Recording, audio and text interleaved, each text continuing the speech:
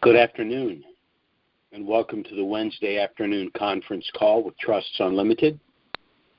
This is Jim George speaking. I'm the non-attorney spokesman and facilitator for Trusts Unlimited, and I'd like to thank all of you for taking the time to listen to this call, particularly those of you that are calling in for the first time and those that will be listening to the replay over the next 24 to 48 hours. We like to move quickly through these calls, bottom line the information for you. We know you're busy people, you have other things to do. We have a standard format. We spend a few minutes talking about the reinstitution and revaluation of the Iraqi dinar, which we continue to believe is the base currency for the potential reset of some of these other pre-valued currencies. A few minutes talking about the turnkey program we've put in place to assist you. And then we go to a brief Q&A. So let's go ahead and get started and talk about the situation in Iraq today. First, by way of disclaimer, Trusts Unlimited is not the purveyor of the dinar and these other currencies. We are not advocating either the sale or purchase of these currencies, but as rather substantial currency holders ourselves, we're sharing with you the information that we think is relevant. And of course, the most relevant piece of information for those of us that do hold the dinar and these other currencies is a potential window for the reinstitution of the dinar. We continue to believe that the current window, a rather large window, exists between September of this year and January of 2020. We've discussed over the last few weeks why we believe that this is the most viable window. And we're going to discuss today a little bit why we continue to believe that's the case. We need to start with a discussion of where the CBI stands with regard to the reinstitution of the dinar in country. Now, the first thing that, of course, must happen for the revaluation is for the reinstitution of the dinar. And the reason that the dinar must reinstitute in country is because they must replace their reserve currency, basically the U.S. dollar, with their own currency, the dinar, in country for the purchase of goods and services. They need to establish to the IMF and to the Treasury Department that they are utilizing their currency and that it is a functional currency in country.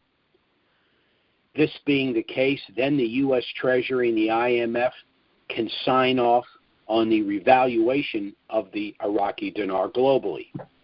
Now, at present, the CBI has not completed all of its work. It has not completed the deletion of the zeros, which is actually or technically the collection of the 3-0 provisional currency in country. Nor has the CBI begun its national education program. Prior to the reinstitution, they want to have a national education system for its citizens, which could take anywhere from 15 to 30 days. People need to understand that they need to utilize their own currency in exchange for the U.S. dollar. They need to understand that the value of the currency in country, the provisional currency still in their possession, will not have a utilization of the last 3 zeros. In addition, the CBI, because money supply is critical once they do reinstitute their currency, is still waiting for the large last tranche of printed $100 dinar notes. So these issues need to be resolved before they can reinstitute, and all of these issues can be resolved within the next 30 days. Now, the Parliamentary Finance Committee, the committee which the Parliament established to oversee CBI transactions, is putting pressure on the CBI to conclude its work. And this is for a number of reasons. First, the low oil prices continue to result in growing budget deficits for Iraq. Remember, the 2020 budget written in 2019 was based on a projected price of a barrel of oil of about $60, and right now we're closer to $40, so that's a problem. In addition, Iraq is unable to secure additional loans from other assisting nations, primarily because of the corruption that still persists in country. Now, what the CBI and the government have done in order to sustain their salaries and employees of the federal government is to utilize the U.S. dollar reserves that the CBI holds. However, that supply has dwindled from approximately $75 billion in U.S. dollars to $50 billion.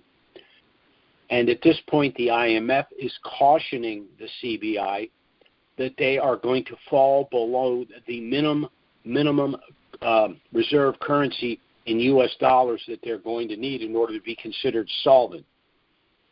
So the solution to their problem is the reinstitution of their currency, not because it's going to revive their economy, but because it will allow their currency to eventually, within hopefully 30 days, be revalued.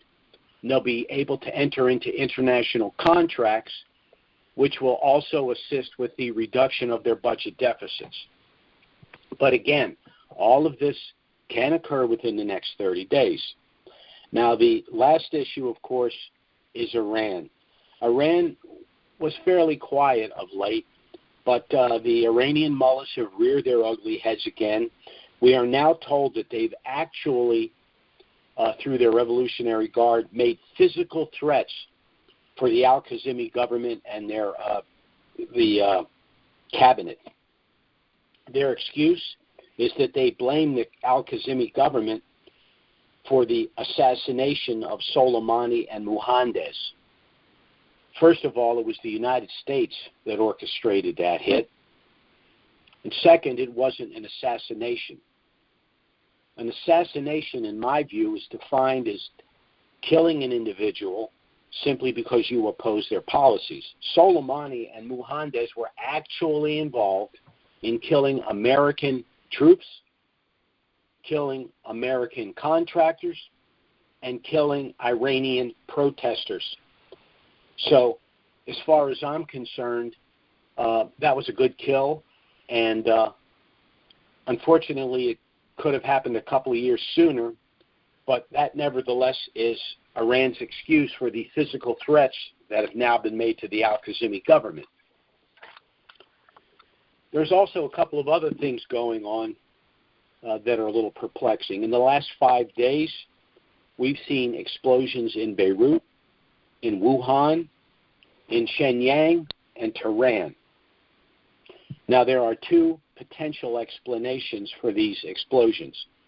The first is that they've been orchestrated by the Mossad, which is the Israeli intelligence agency, done for the specific purpose of ensuring that the Iranian mullahs cannot get their hands on the fissile material necessary for the production of nuclear weapons and missile technologies. The second explanation is that the globalists are destroying sites that were involved in the production of the COVID-19 virus. In other words, a bioweapon.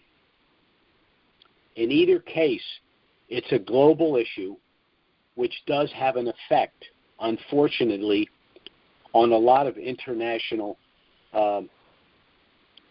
situations, including the revaluation of the dinar. So the dinar is actually a very small piece of the global puzzle. Of course, from our perspective, it's critical for us personally, but in the scheme of everything, again, it's just a piece of the puzzle. I was planning to spend today's call dealing with what I really think is going on in terms of the revaluation of the dinar.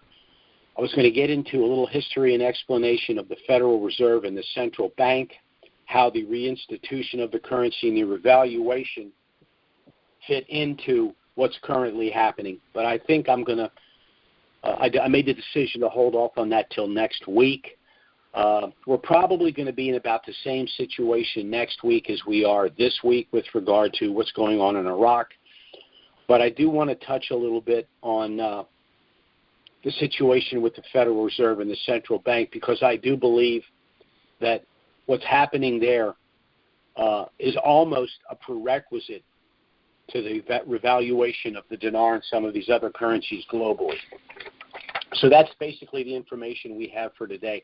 Personally, I think it's good news because, once again, all of the information leads to a viable window of between September and January. September, we're only out 30 days. January, we're talking 3 or 4 months. So we are right there, and what the Iranians are attempting right now with each passing day as they try to resist what's going to happen here is weaker and weaker. So this is actually good news. Now, this does give those of you that have not as yet gotten your affairs in order a little bit more time to do so. In order to assist you, Trusts Unlimited has put a program in place to assist you. Most Dinarians are hardworking American folks that, for the first time in their life, are going to have a substantial amount of wealth to manage.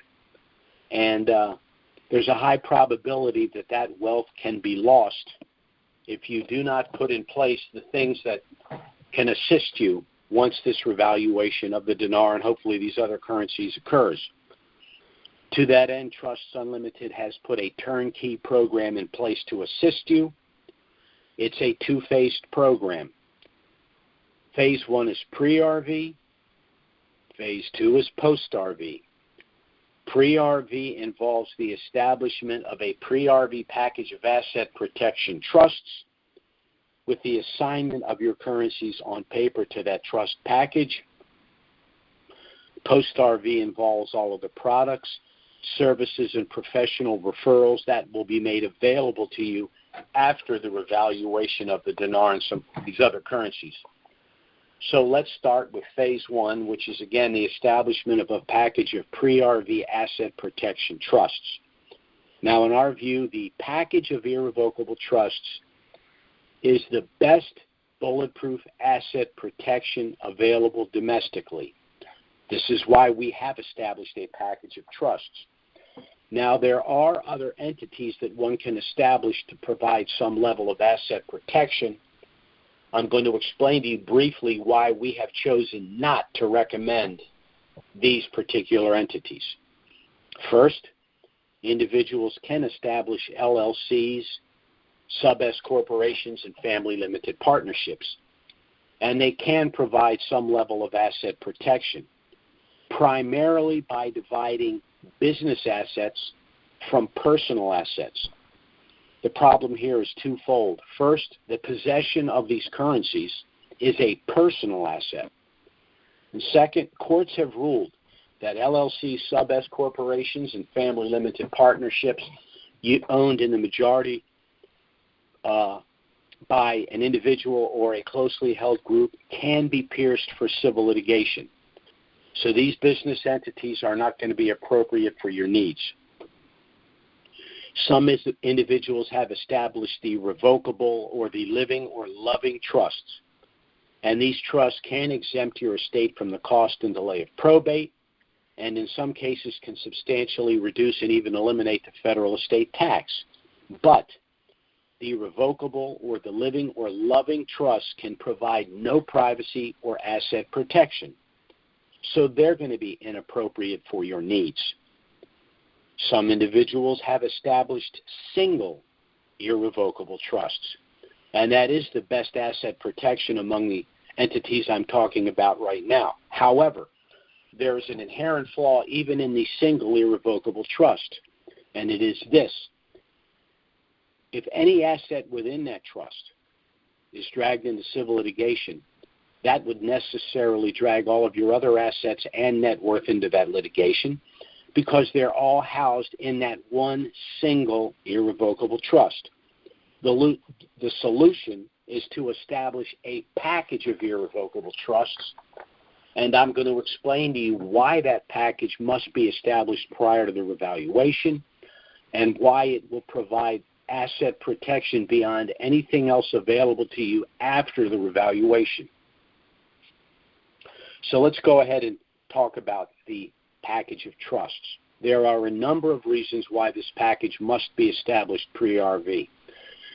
First, by establishing this package, your privacy and anonymity, both pre- and post-RV, will be preserved because all of the assets within our trust package are sealed, meaning that the general public will have no knowledge of your net worth or your actual holdings.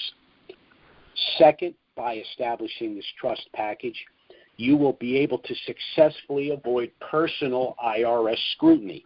What do I mean by that? If you are holding these currencies in direct title when they revalue, the IRS computers will probably spit out an audit. And with the potential magnitude of this revaluation relative to your prior year's earnings, you're probably looking at a full-blown 6-year audit. Such an audit will be time-consuming. It will certainly be frustrating because it will come along at the precise time that these currencies have revalued, and there's much more important things you'd rather be doing. And third, the cost of our asset protection trust package is probably less than the cost of a 6-year IRS audit. On the other hand, if your currencies have been assigned to the trust pre-RV, you will be able to avoid personal IRS scrutiny because you will have transferred the taxable event from yourself personally to the trust. Now, this is important for 2 reasons. First, there's less than a 10% chance of an IRS audit if this revaluation were to occur within a rather sophisticated trust package such as ours. But second, and most importantly, even if the IRS determines to audit your trust, they can't do a 6-year audit.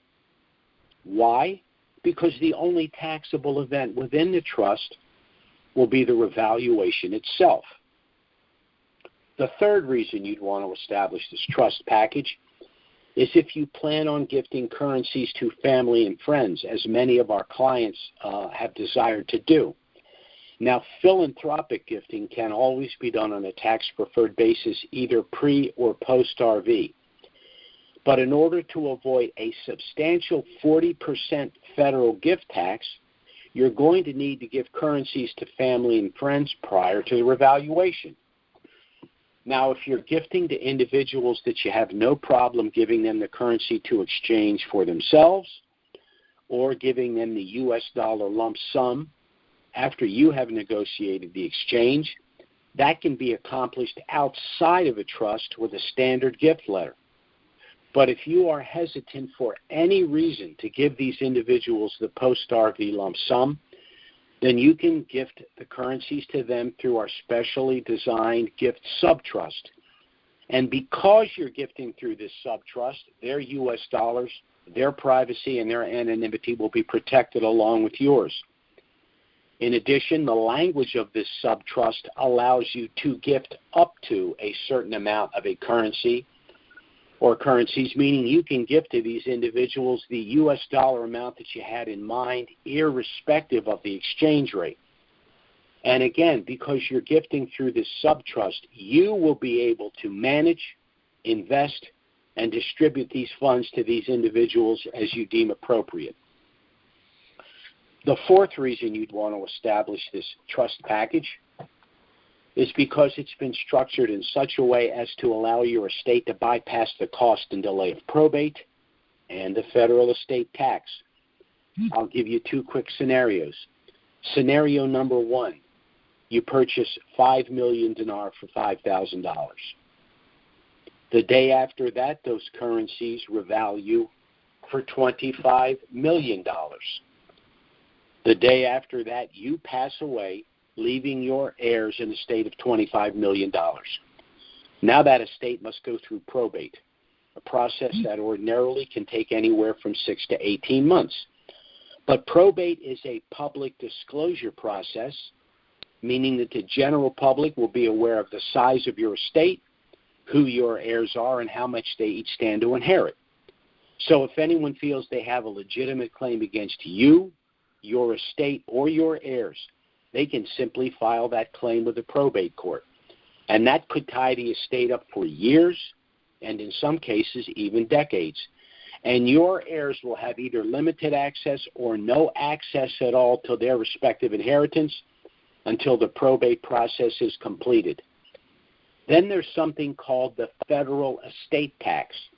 This is the tax that the federal government will assess in order for that estate to be transferred to heirs. Under current law, approximately $10 million of that $25 million estate would bypass any federal estate tax. But the balance could be taxed as much as 55%. Now, this scenario is not only unacceptable, it's completely and totally avoidable. How? Scenario number 2. You purchase 5 million dinar for $5,000. The day after that, you assign those currencies on paper to our asset protection trust package. The day after that, those currencies revalue for $25 million. The day after that, you pass away, leaving your heirs that very same estate of $25 million. However, this time protected in our asset protection trust package. As a result, there will be no probate. There will be no public disclosure of your estate. Your heirs will have immediate access to their respective inheritance, and the federal estate tax will be zero, saving your heirs as much as 55% of their inheritance. The fifth reason you'd want to establish this pre-RV asset protection trust package is for some very specific asset protection benefits. One pre-RV, one post-RV. Pre-RV, this trust package will allow you to circumvent something called the Uniform Fraudulent Transfer Act. Now, what does this mean? Under our system of civil procedure, you can only be sued for what you actually own in direct title or the value of property at the time you transfer it out of title to an entity like our trust package. So let's take the previous example from before. You purchase 5 million dinar for $5,000. You transfer the currencies to our trust package. Those currencies subsequently revalue for $25 million. You begin to live a lifestyle more reflective of your newfound wealth, and a couple of years down the road, someone sees that you're living rather comfortably and decides for whatever reason that they're going to sue you. Well, this prospective plaintiff has a couple of problems.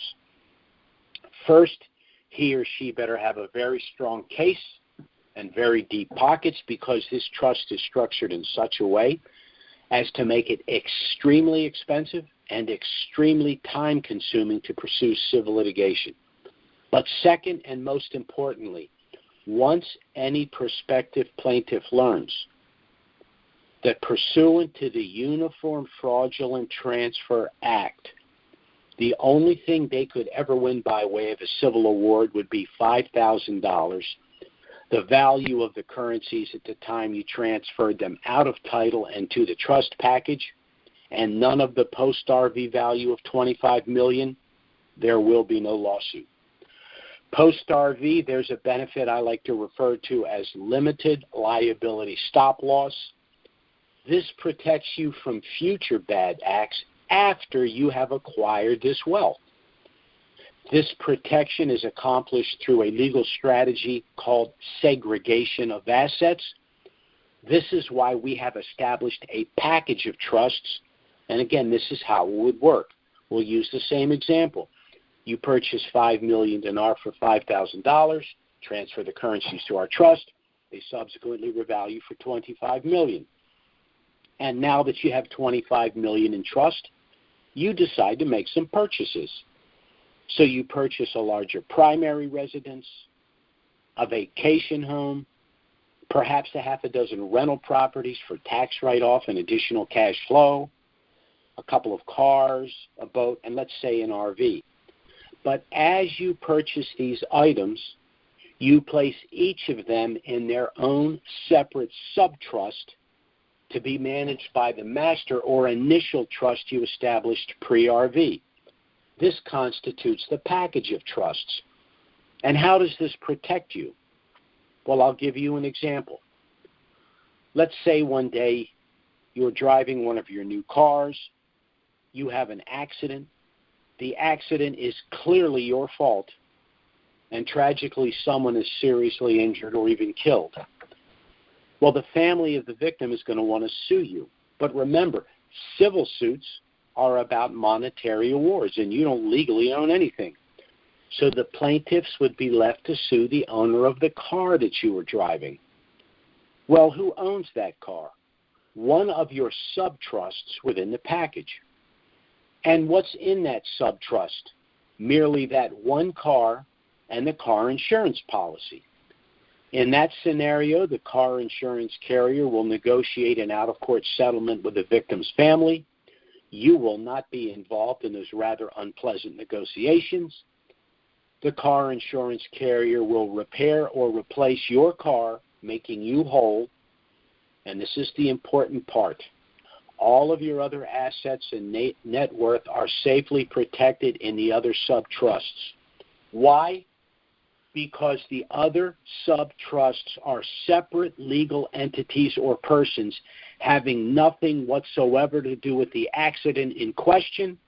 Therefore, the plaintiffs would have no standing to pursue those separate legal entities, meaning that your trust package works very much the way a commercial barge would work, where all of the valuable cargo is stored in a series of small compartments. Why?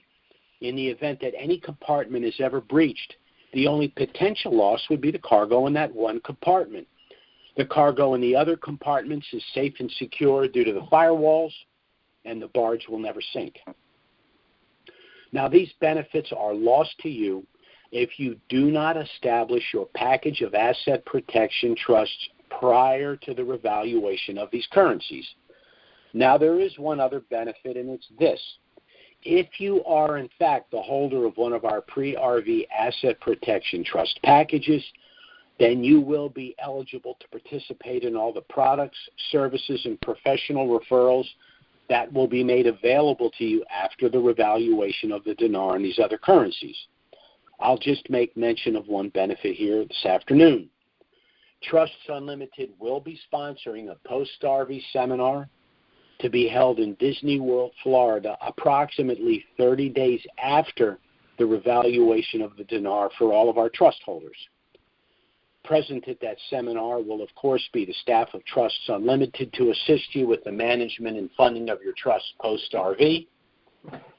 Many of our clients have already expressed a desire to establish scholarship funds, foundational trusts, special needs trusts, charitable remainder trusts, and even the more complicated 501c3 nonprofit and offshore trusts. And the proper way to fund those entities is with the direct transfer of funds from your asset protection trust to those newly formed entities. We'll also have our tax specialists there. As I said earlier, many of our clients will for the first time have a substantial amount of money to manage, and they will need to learn some of the more sophisticated tax avoidance strategies that will be made available. We will also have our independent fee-based wealth managers there as well. They will be able to provide the baseline information you're going to need to begin the task of investing this rather large sum of money. It's important that assets be repositioned after the revaluation for a number of reasons. First, we know statistically that 95% of all windfalls, however large and from whatever source, are lost within 3 to 5 years due to inexperience, mismanagement, and fraud. We also know that under the new G20 bank bail-in provisions, the failure of banks in the future will no longer be made whole through the general taxing authority of the respective governments, but first and foremost by the confiscation of funds in the accounts at those banks. So this is another reason to get a substantial amount of your money out of the banks and in other markets. Lastly, and I'll touch on this in more detail next week, the general global shift from fiat-based to Basel III compliant commodity-backed currencies in and of itself is going to create extremely volatile financial markets, and you're going to want a substantial amount of your net worth invested in tangible assets in order to avoid that volatility.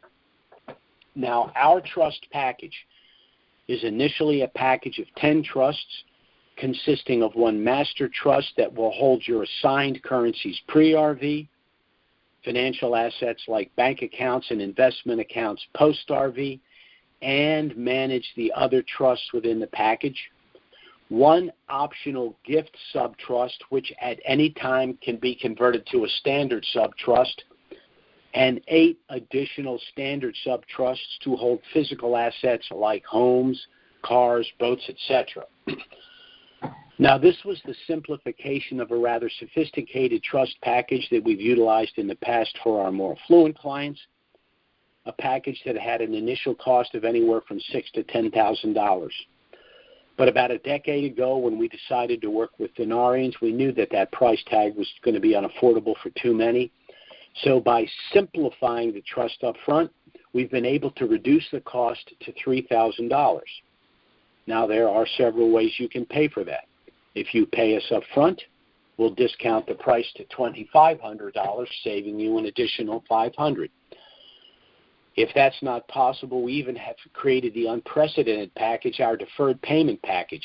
You'd make an initial payment of $525, which sum would basically offset our out-of-pocket costs just to produce and deliver your trust package. The balance of the $3,000 would then be paid in $100 monthly installments. We will charge no interest. The only proviso is once the revaluation of the Iraqi dinar occurs, any unpaid balance would need to be paid within 30 days. So with this approach, anyone that has currencies and understands the need for getting their affairs in order and their trust in place pre-RV should be able to afford to do so. One other suggestion, we do accept credit cards. Pay us up front with a credit card. Not only will you get the $500 discount, but the minimum payment on your card would be substantially less than $100 a month that you'd pay under our deferred payment arrangement. But we will work with you in whatever method works best for you. Again, our objective is to help you get your affairs in order and your trust in force prior to the revaluation of the dinar and these other currencies for all of the reasons that we've stated here today.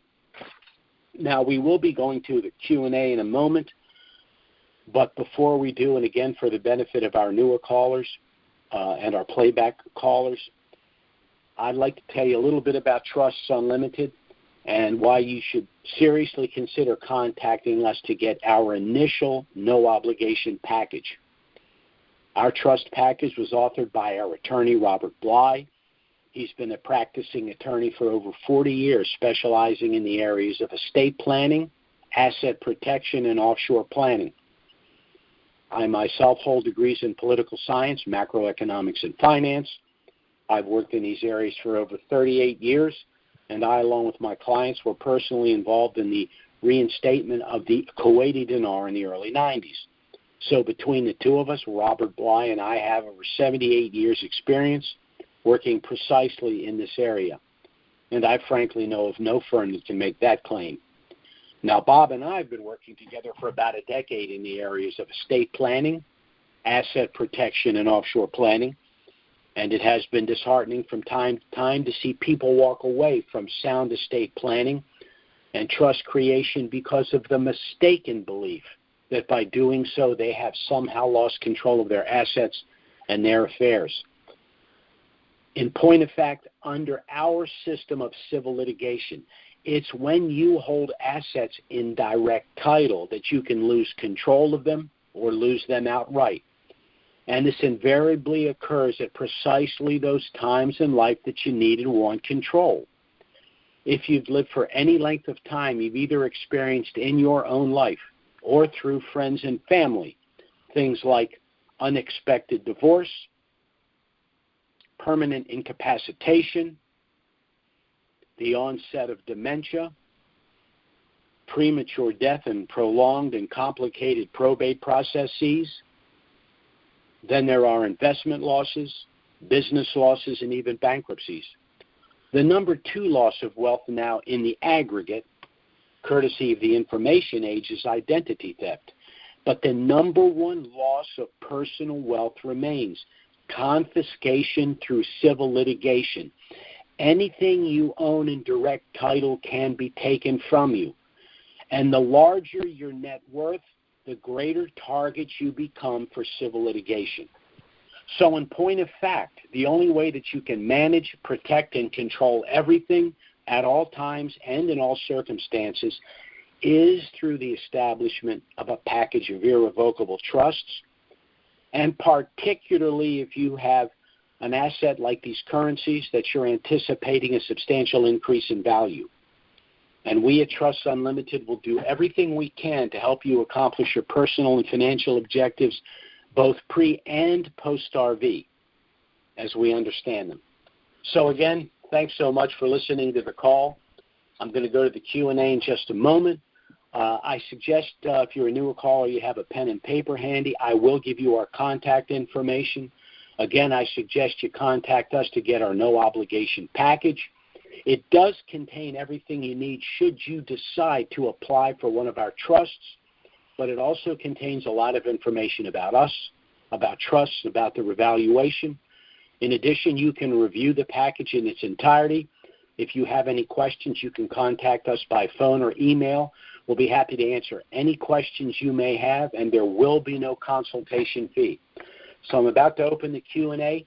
2 quick rules on the Q&A. We don't take service calls on the Q&A. Our existing clients can contact us by phone or email if they have service issues. And second, for obvious reasons, your name and number must be on the screen in order to participate in the Q&A. So I'm going to open now.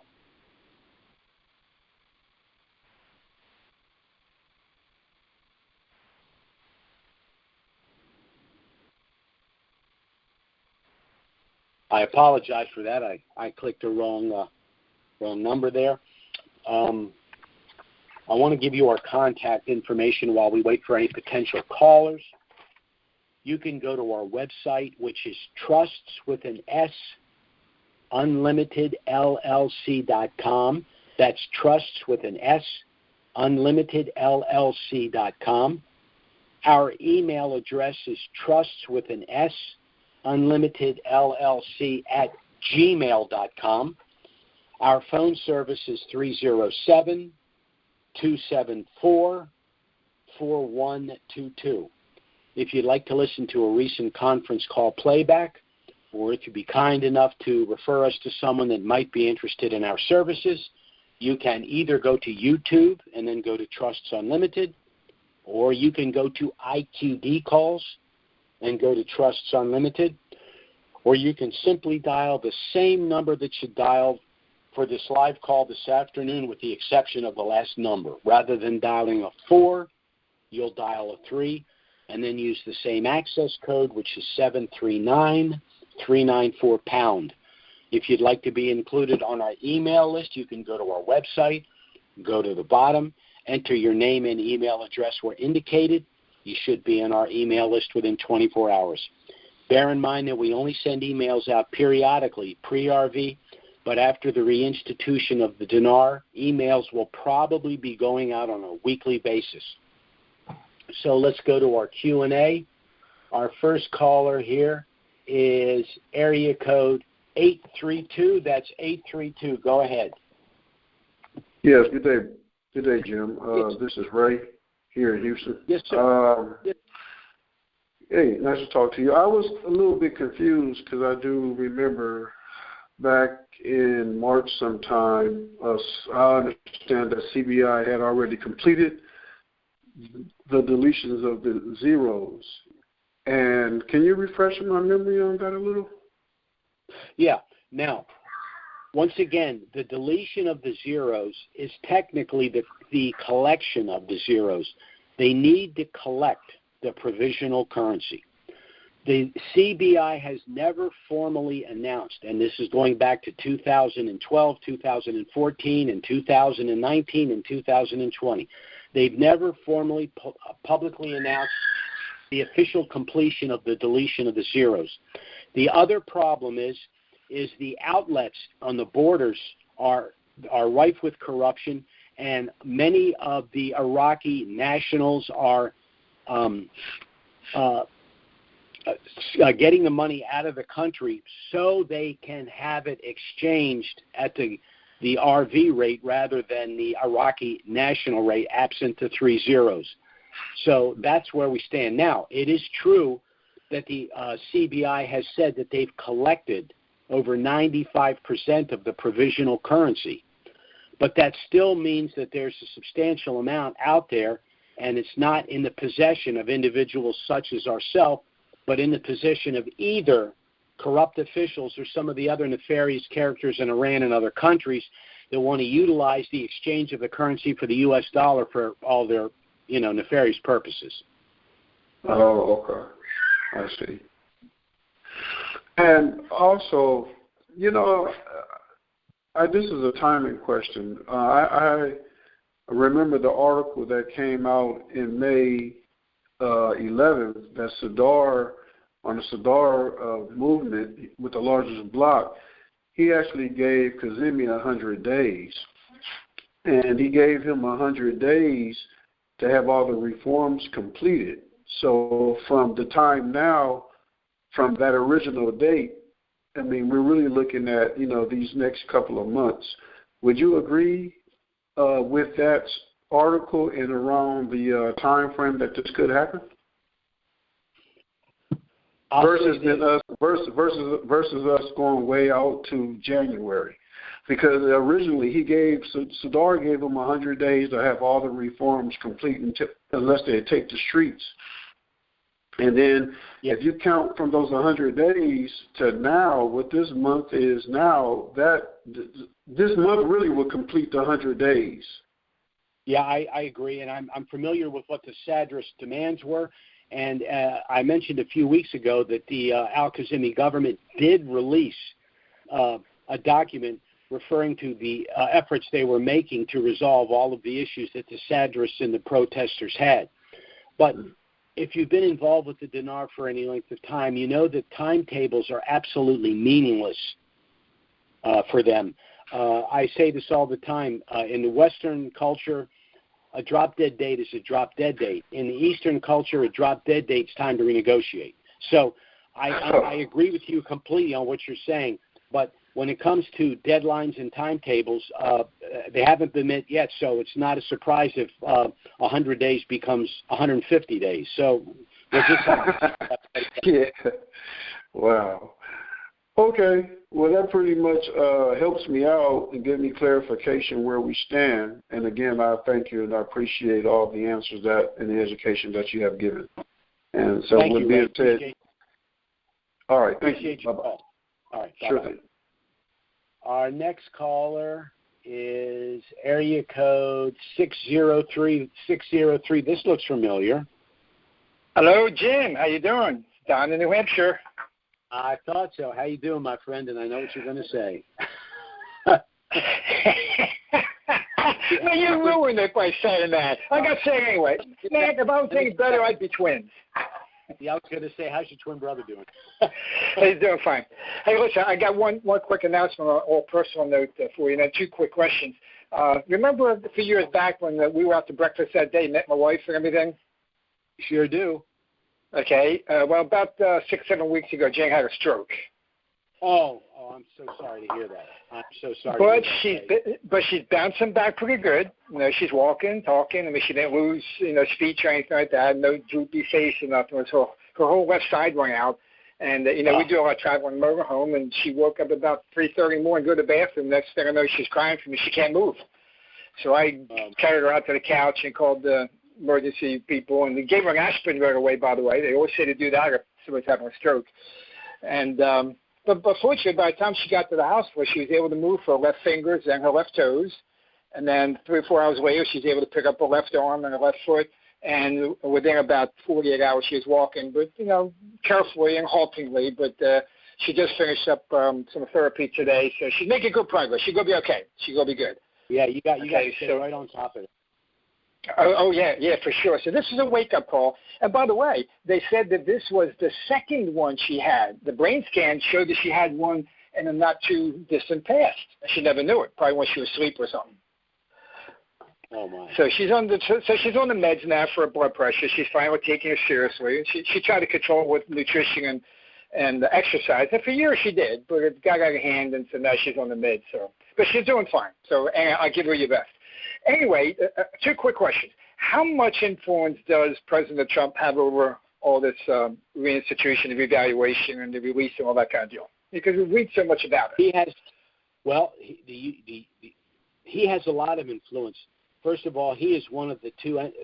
The Treasury Department, along with the IMF, have to sign off on the revaluation after they reinstitute. Actually, they have to sign off on the reinstitution because remember, when they reinstitute the currency, the first thing that's going to happen is that the U.S. dollar will be a reserve currency, but the Iraqi nationals are going to exchange it and utilize their own currency in country. He also has some sway with the IMF as well. Also, putting the Federal Reserve and essentially the U.S. Central Bank under the auspices of the Treasury has a ripple effect because the U.S. dollar is the single largest reserve currency for all the other central banks globally. So, yeah, he has a lot of sway. The thing with Trump is he's really, really, really anti-Iranian. He's not anti the Iranian people. He's anti the Iranian mullahs and what they've been, and he certainly was anti-Iranian nuke deal.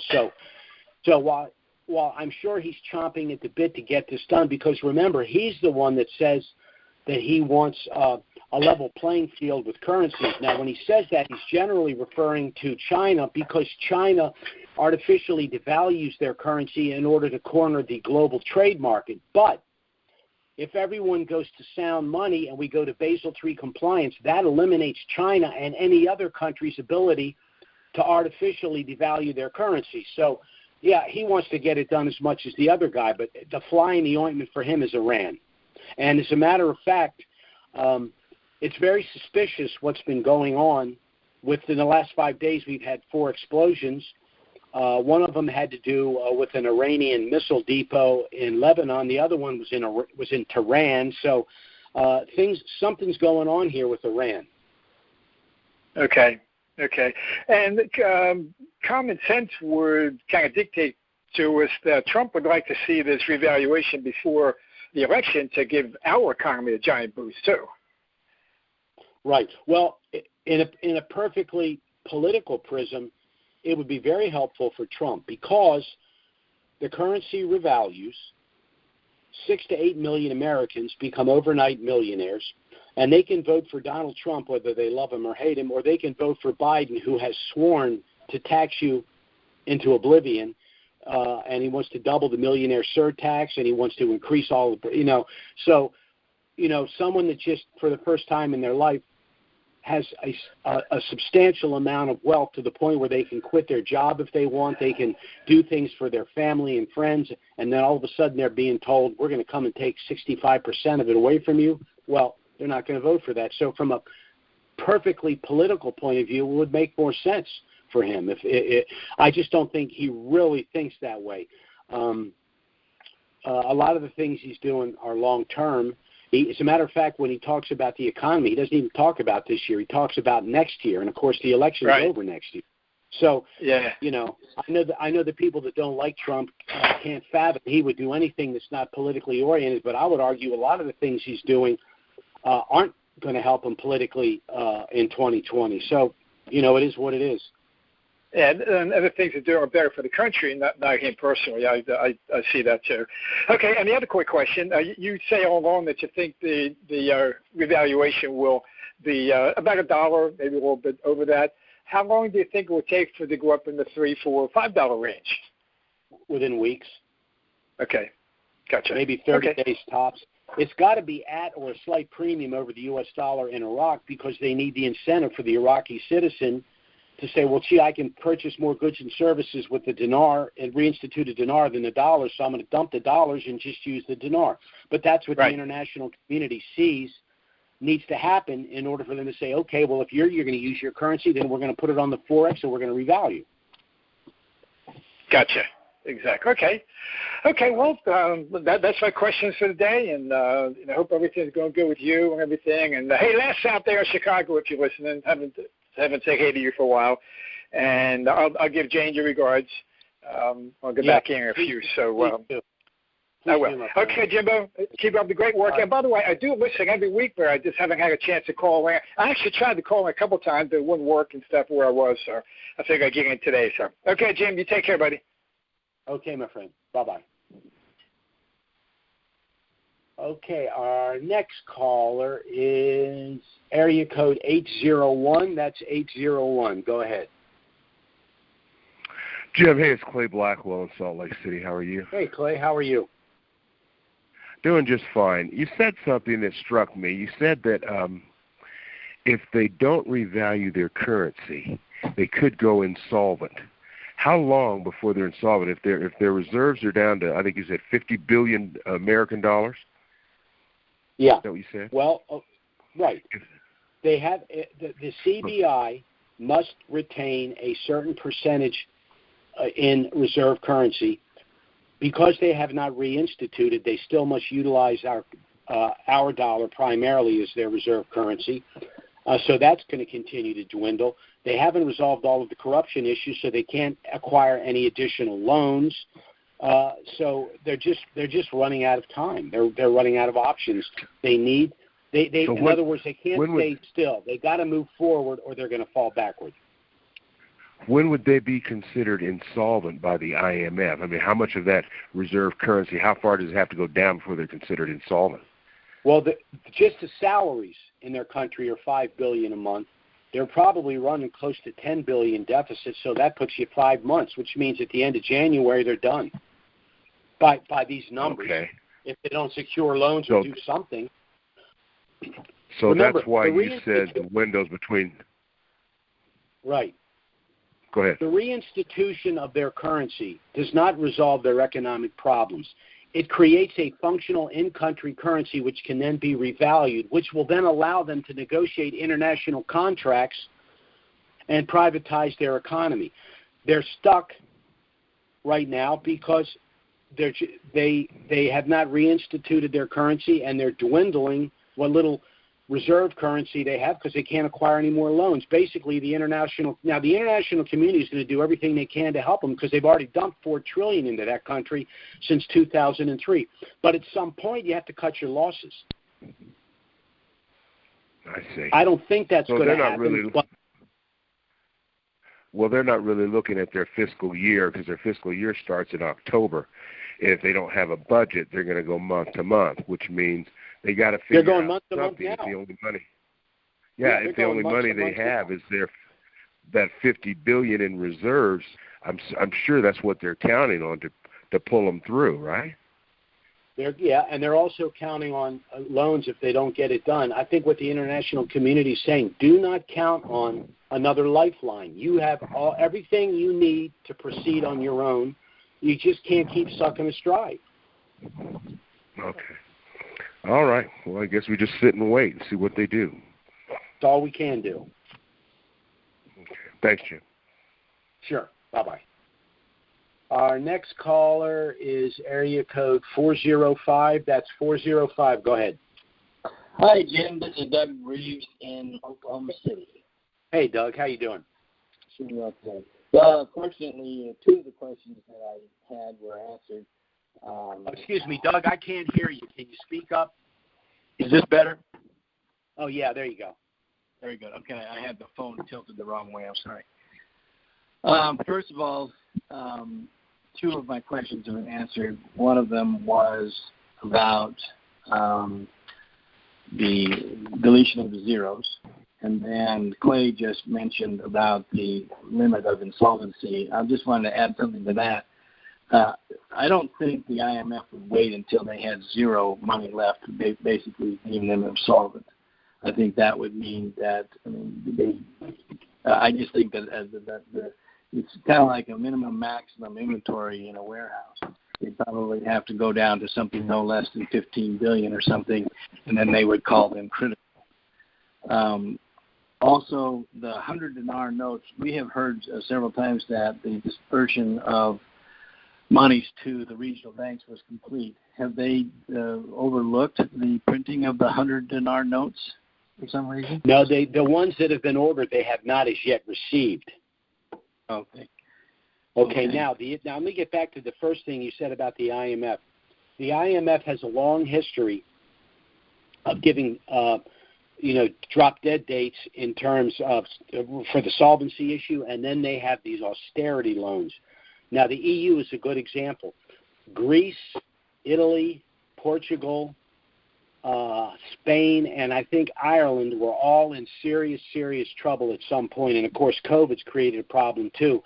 And they keep extending the austerity loans or deferring repayment, things of that nature. So that's what could happen in Iraq. Of course, we don't want that to happen. We want the pressure being put on Iraq to result in Iraq doing what it needs to do. Insolvency is a possibility, but like I said, the IMF a lot of times will issue these threats and deadlines and merely to go on and extend them because, you lend a country all the billions and trillions of dollars. Well, how does it help you if you just declare, okay, they've defaulted, we're done. So they keep extending the time, hoping that they'll straighten it out. Iraq has everything it needs to proceed, except the will to do so and the elimination of the corrupt status quo officials who are benefiting by skimming the country. So that's where we are. Yeah, it doesn't help us if they extend austerity loans. That just gives Iraq another excuse not to complete what they need to do.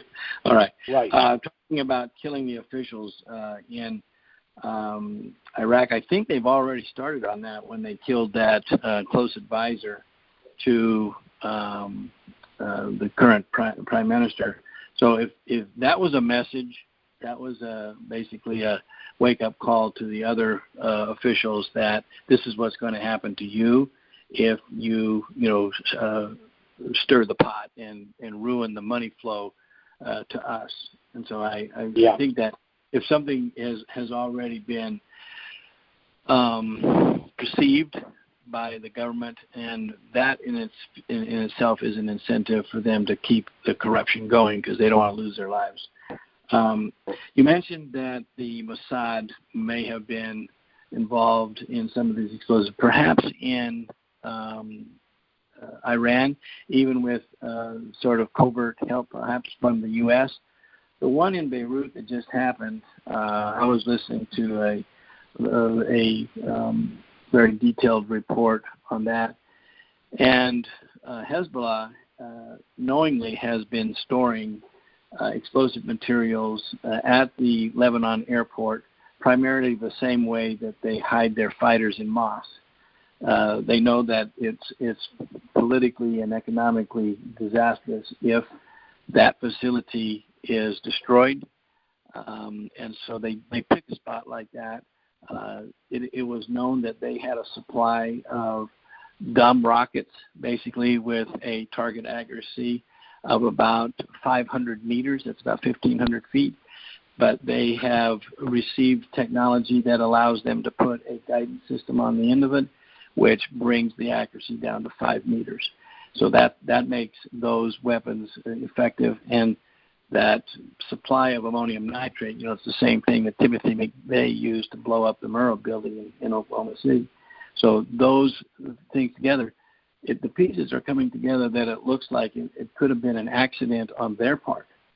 Because, number one, they don't want to destroy the facility that they're using for military purposes or their supply of weapons-grade material. So whether or not, the Beirut government basically said it was an accident on some falsely stored fertilizer, but they have to say that, I think, because if they told the Lebanese people that they knew all along that this stuff was there, you wouldn't have a riot, you would have a revolution. They're already in economic trouble, and this basically destroyed, about a third of downtown Beirut. So it's going to play very, very poorly. Last question or last statement is, I know that the Iraqi PM had scheduled sort of a global trip. He was going to go to Saudi Arabia and meet the ruler there, the king, but he went into the hospital for actually a physical operation, not for COVID. But he did get to Iran, and he did meet with Khomeini. Have we heard anything about whether or not he is still intending or in any kind of a date of when he's coming to sort of kiss the ring with Trump in the U.S.? That trip was postponed. Unfortunately, everything under the sun is being thrown at this administration. We have COVID. We have whatever other events they're going to come up with. We have the rioting. We have the disputes over the stimulus and all of that. So, unfortunately, as proactive as Trump is, I mean, he's only one guy. He just can't be doing everything. So, this is important for us, but unfortunately, circumstances have put it on a back burner. I'm quite sure that it's as much the United States has their hands full as it does Iraq. But Trump finds a way to get things done. So hopefully, they can meet and iron out whatever issues Trump has. But as I said before, I think Trump's problem isn't Iraq. Trump's problem is Iran, and he just has a real problem with the mullahs, and he's just not giving an inch. And if it means other things have to wait, that's just where he's coming from, it seems to me. Well, there's so much discontent in Iran right now. I don't think that all the explosions are caused by the Mossad. I think some of them are basically internal dissidents that are saying, we've had enough. There's always people. There's people that were alive and doing well prior to the fall of the Shah, and they know what life is like without being under this type of a leadership. It could be all of that, but the one difference now with with Iran's potential acquisition of nuclear weapons, Israel has been crystal clear. This time, because this is an existential threat, they said this time it's not going to be Jews that die, it's going to be everybody. We are not going to allow Israel to be bombed by our enemies with high-capacity weapons and nuclear weapons. We will respond tenfold. So they've made it clear that they're just not going to go quietly.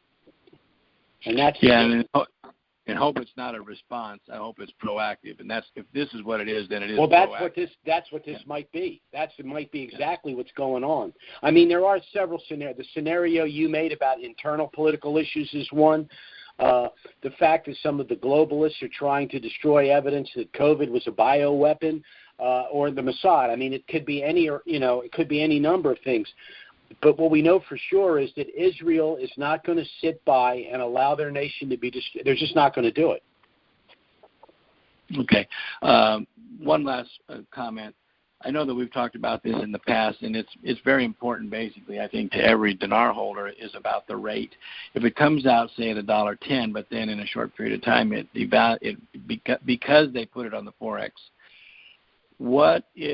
how do you believe it will be coordinated that when we go to the bank, it will be at such and such a rate? I mean, if the rate is floating internationally, then it's basically sort of a crap game where you pick the day to say I'm going in, or maybe it's a deadline day because it's at the end of a quarter.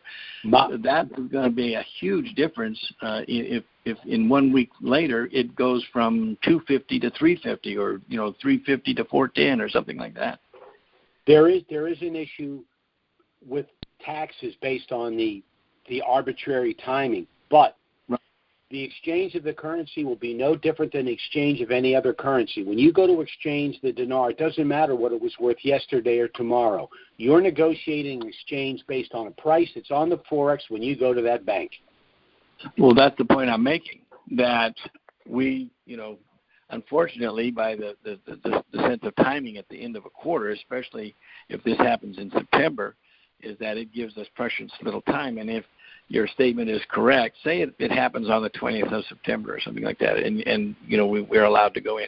I mean, in 2 to 3 weeks, if it is advanced to $3.50 or $4, we're going to have to exchange our money at the end of the the value at the end of September in order to pay taxes on that You'll money. Exchange. If you anticipated further appreciation, you'll exchange only what you have to exchange to pay the tax. The problem is the IRS hasn't told us what the tax is, so we may end up exchanging a currency unnecessarily, which is why as soon as it reinstitutes, we're going right back to the IRS and letting them know, if you don't give us an answer, we're going to sue. Okay? We need to know because it's going to affect when and how much of our currency we exchange. Sure, because if it's at $1.10, and if they deem it's ordinary income, basically you have to exchange almost half of it. You have to assume that. Yeah. We have to. Yes. That's my point. We have to assume that.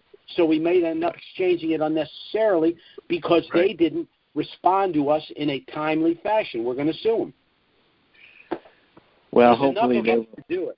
If it was just you or just me, we're in trouble. But if it's 5,000 dinarians, then we got the money and the clout to say, look, this ain't going to fly.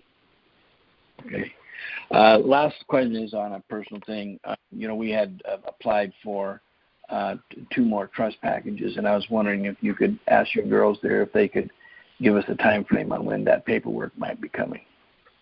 It's all been done and sent weeks ago. Okay. Well, then the recipients don't know that for some reason. I don't know why. Tell them to check their spam and their trash files and contact us if it's not there. Very good. We'll do. Thank you, Jim. All right. Have a good week. Okay. Bye. Take care. Okay, our next caller here is area code 312. Les, one second. There. Okay. Les, are you there? Oh, yeah, I'm here. Hey, how's it going? All right. I was in the middle of a conversation. I thought you had at least one more caller before me, and I started not to do it. I'm it. Good afternoon. How you doing? I'm glad I heard. I'm doing all right. How are you?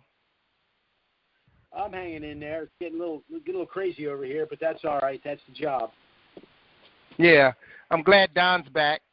Glad to hear his voice, and glad he said his wife, right? His wife had a heart attack. Had a stroke, but she's recovering. So that's right. Yeah, that's good. Yeah, I just wanted to say hi and hi to you, hi to Don, and everyone else, and say hi to the professor. I don't have any other questions. Not today. All right, that's fair. That's fair enough. You get your share in there. All right, I'll get it in. Well, you have a good week, and I'm sure we'll talk again next week. All right, you do likewise. Thanks a lot. Take care. Bye-bye. All right, bye.